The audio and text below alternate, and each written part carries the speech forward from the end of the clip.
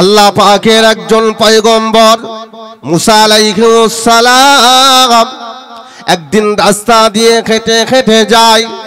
মুসা নবী একদিন রাস্তা দিয়ে হেঁটে হেঁটে যাওয়ার সময় রাস্তার ধারে একটা কবর দেখতে পেল। আল্লাহর পয়গম্বর মুসা ওই কবরের দিকে যখন লক্ষ্য করে দেখলেন, ওই কবরে দাউ দাউ করে আগুন জ্বলছে, ওই কবরে বড় শাস্তি হচ্ছে, আযাব হচ্ছে। আল্লাহ পাকের পয়গম্বর রাস্তা দিয়ে একদিন যাওয়ার পথে একটা কবরের দিকে লক্ষ্য পড়ে গেলেন। দেখছে এই কবরে বড় শাস্তি হচ্ছে, একজন আল্লাহর বান্দার বড় আযাব হচ্ছে। মুসা নবী আমার মনটা খারাপ হয়ে গেল। আল্লাহ, আমি কি দেখছি? এই বান্দা দুনিয়াতে কি অন্যায় করেছিল, কি পাপ করেছিল, তার কবরে এত শাস্তি হচ্ছে, এত আযাব হচ্ছে। আল্লাহ পাকের পয়গম্বর বড় চিন্তায় পড়ে গেল, বলে বড় কষ্ট হয়। ও রব্বি আল্লাহ, আল্লাহ আপনার এই বান্দা কি অপরাধ করেছে, কি অন্যায় করেছে? আল্লাহ, এই বান্দার কবরে কেন এত শাস্তি হয়, আযাব হয়? আল্লাহ পাকের পয়গম্বর মুসা নবী আমার এই কথাটা মনে করতে করতে তার আপন কাজের দিকে একটু আগিয়ে যায়। কিছুটা দূরে গিয়ে নবী মুসার মনটা আর মানতে চাইলেন। কেন এই আযাব হচ্ছে? আমি আল্লাহর কাছে শুনবো, তবে আমি যাব এখান থেকে। আল্লাহ পাকের পয়গম্বর মুসা কদম তুলে এক পা দুপা করে পিছনে এসে ওই কবরের ধারে দাঁড়িয়ে ওই কবরের দিকে আর একবার লক্ষ্য করে দেখে ওই কবরটা আমার আল্লাহ পাক আল্লাহ তাআলা দয়ার জান্নাতের বাগান বানিয়ে দিয়েছেন। জোরে বলুন সুবহানাল্লাহ।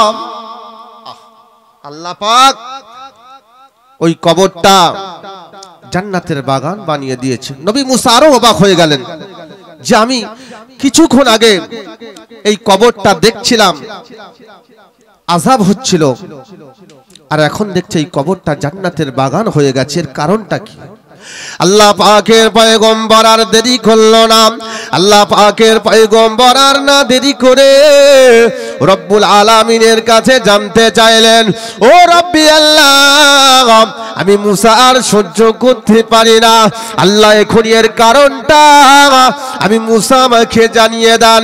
আল্লাহ পাকের পয়গম্বরেরা যখন মন চাইতো তারা আল্লাহর সঙ্গে কথা বলতে পারত।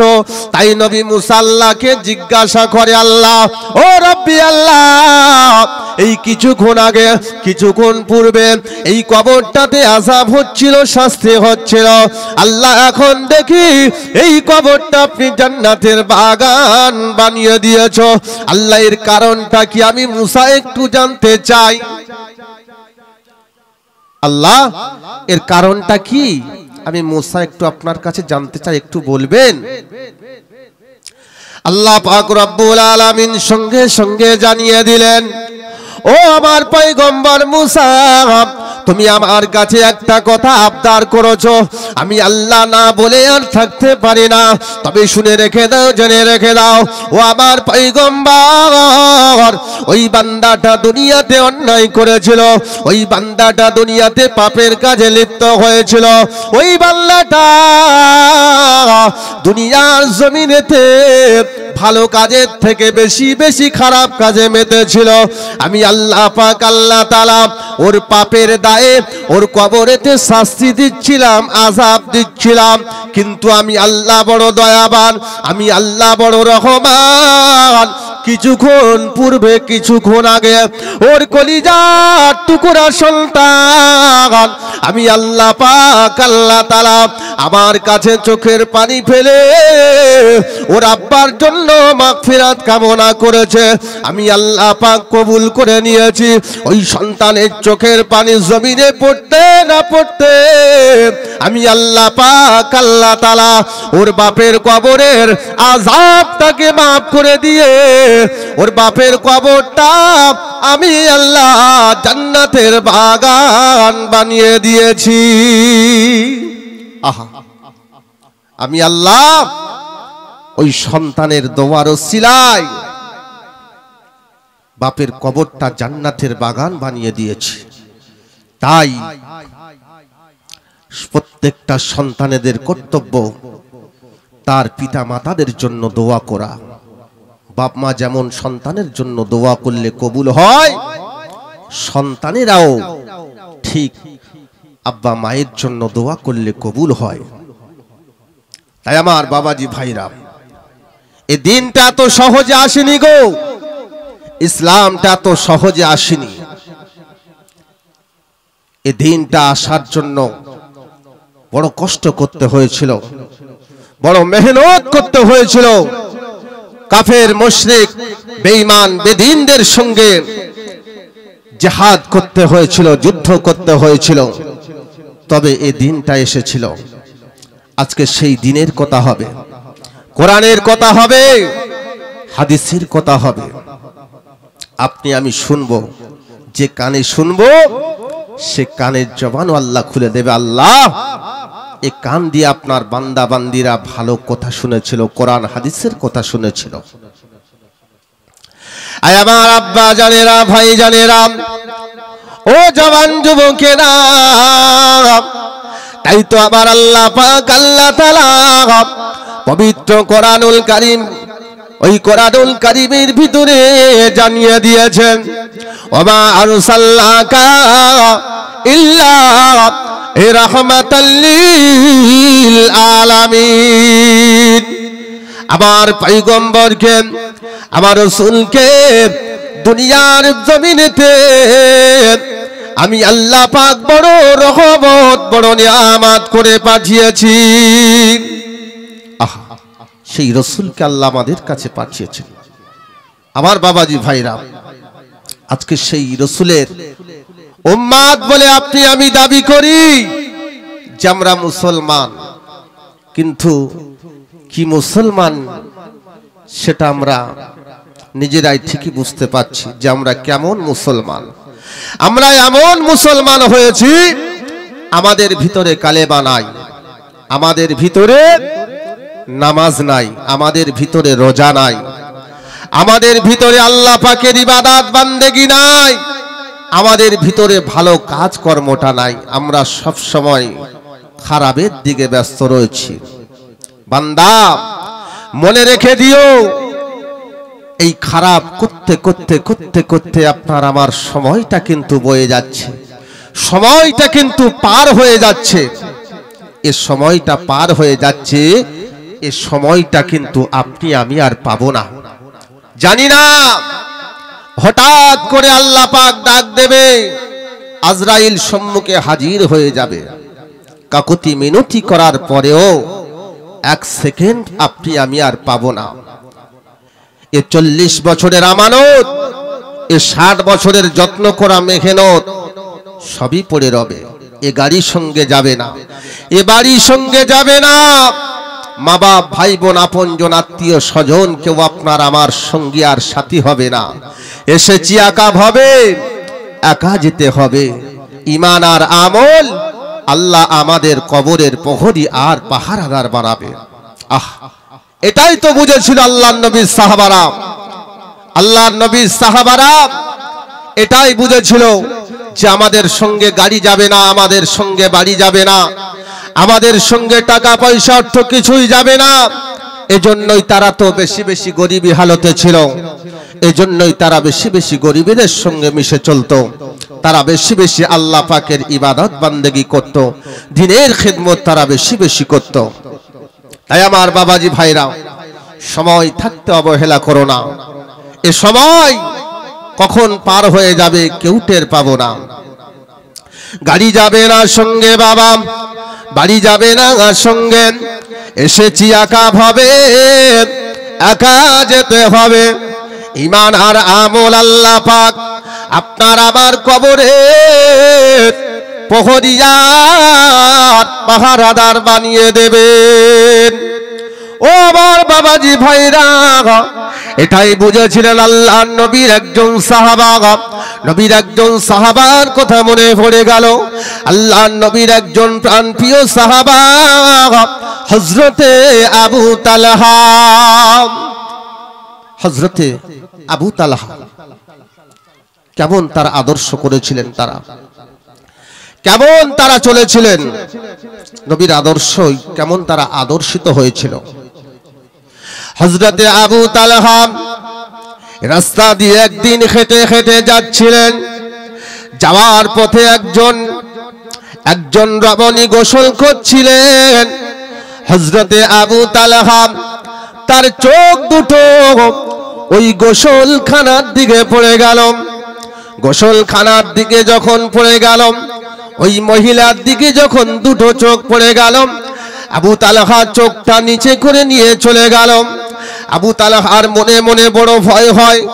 আবু তালহা মনে মনে বড় চিন্তা করতে থাকে, ও রব্বি আল্লাহ, আমি আবু তালহা, ওই নারী গোসল করছিল, ওই মহিলা গোসল করছিল, আল্লাহ আমি ওই দিকে আমার নজরটা চলে গেছে, আল্লাহ আমাকে ক্ষমা করবে কিনা আমি জানি না। এজন্যই আবু তালহা বড় চিন্তিত হয়ে গেল। আবু তালহা যখন চিন্তা করতে করতে মদিনার রাস্তা দিয়ে হেঁটে হেঁটে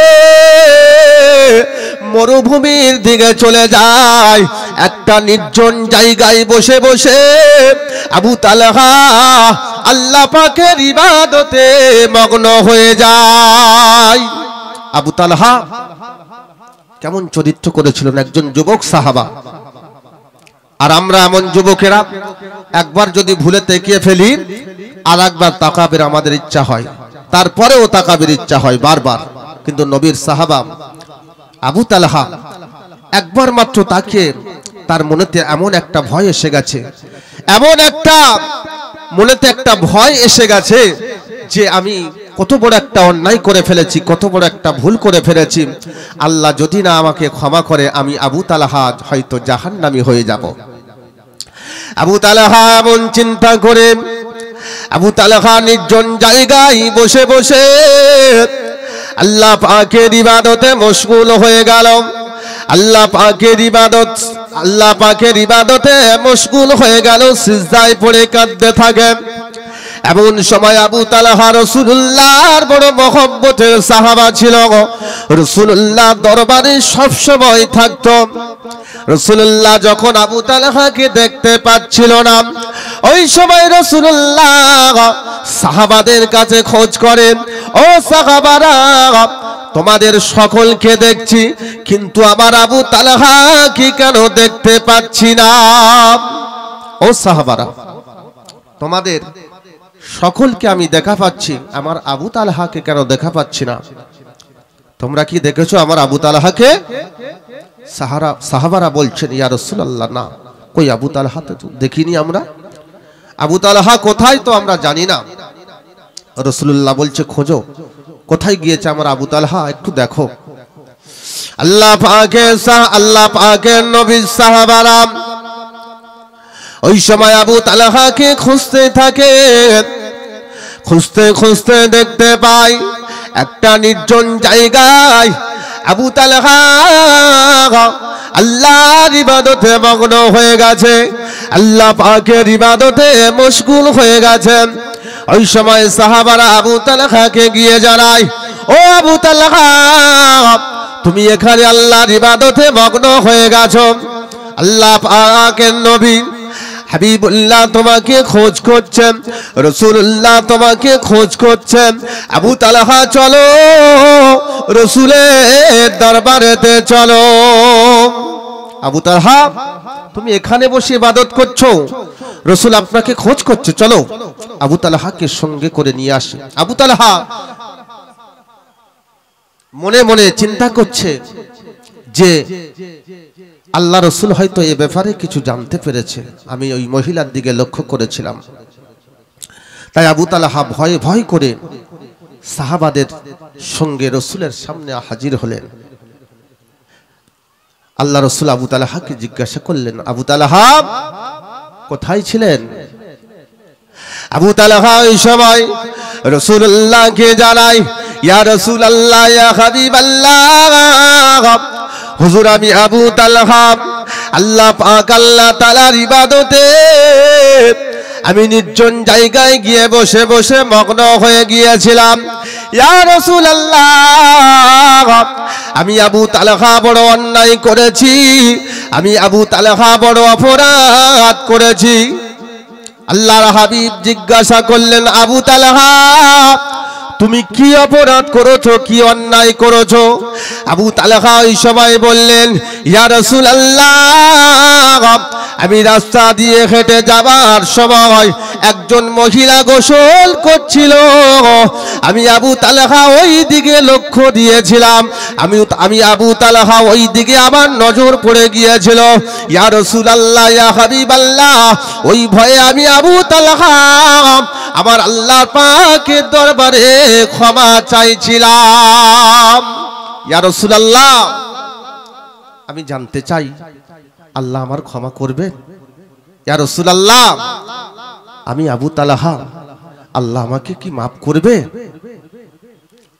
আমার বাবাজি ভাইরাম, আল্লাহর হাবিব দিন ও দুনিয়ার বাদশাহ নবী মুহাম্মদুর রাসূলুল্লাহ ওই সময় চিৎকার করে বলেছিল, ও আমার সাহাবা আবু তালহা আমি রাসূল জানিয়ে দিই, আমি রাসূল জানিয়ে দিই, ও আমার সাহাবারা শুনে রেখে দাও, আমার আল্লাহ পাক আল্লাহ তাআলা আবু তালহার জীবনের সমস্ত গুনাহগুলোকে মাফ করে দিয়েছে। জোরে বলুন সুবহানাল্লাহ।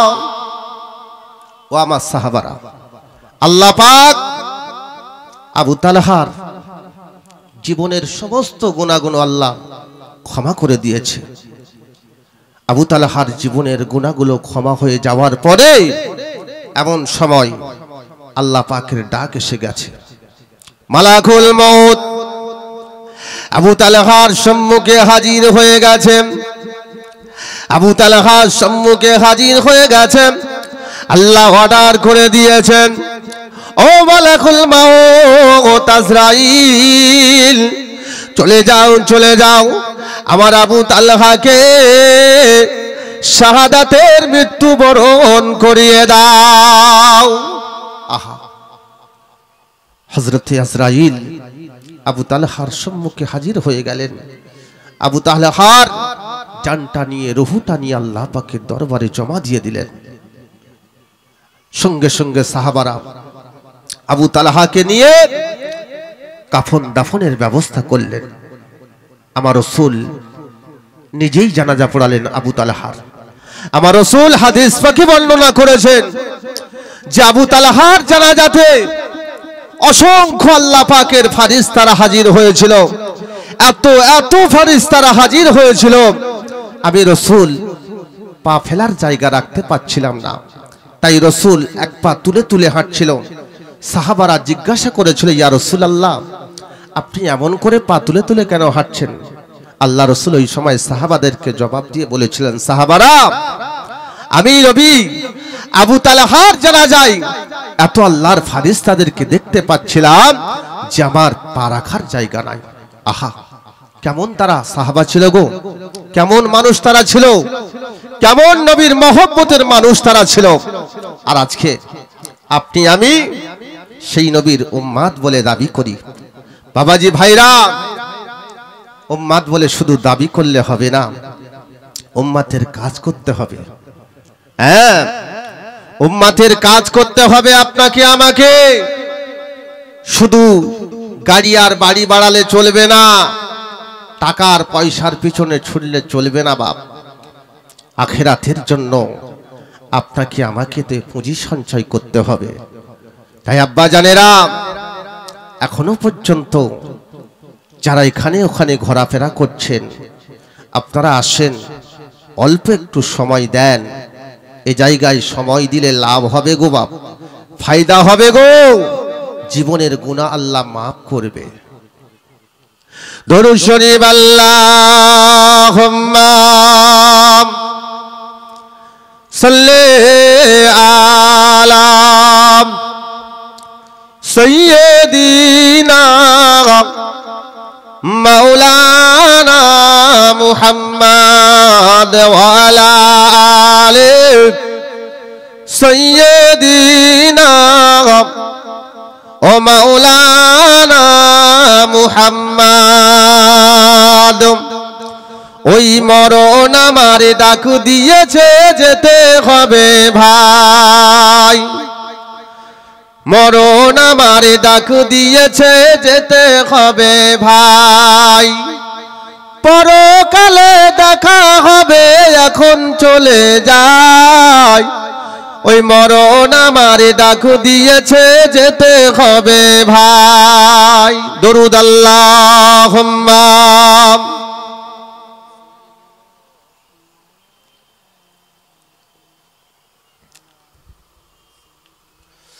আমার বাবাজি ভাইরাম, তাই যে কথা আমি বলছিলাম, ইসলাম এত সহজে আসেনি গো। আল্লাহ নবী সাহাবারা তাদের শরীরের রক্তকে ঝরিয়ে দিয়েছিল, শরীরের রক্তকে তারা পানি করে দিয়েছিল। ও মুসলমান বাবাজিরা, আপনি আমি তো সহজে ইসলামটাকে কাছে পেয়েছি গো, কিন্তু নবী সাহাবারা তাদের রক্তের বিনিময়ে ইসলামটাকে পেয়েছিল, তাদের শরীরের খুনের বিনিময়ে ইসলামটাকে পেয়েছিল, তাদের জানের বিনিময়ে ইসলামটাকে পেয়েছিল। আল্লাহ নবীর একজন সাহাবা হযরতে বেলাল, আপনি আমি প্রত্যেকে জানেন হযরতে বেলাল রাদিয়াল্লাহু তাআলা আনহু। হযরতে বেলাল ছিলেন উমাইয়ার গোলাম, হযরতে বেলাল উমাইয়ার গোলাম ছিলেন, হযরতে বেলাল উমাইয়ার গোলাম ছিলেন।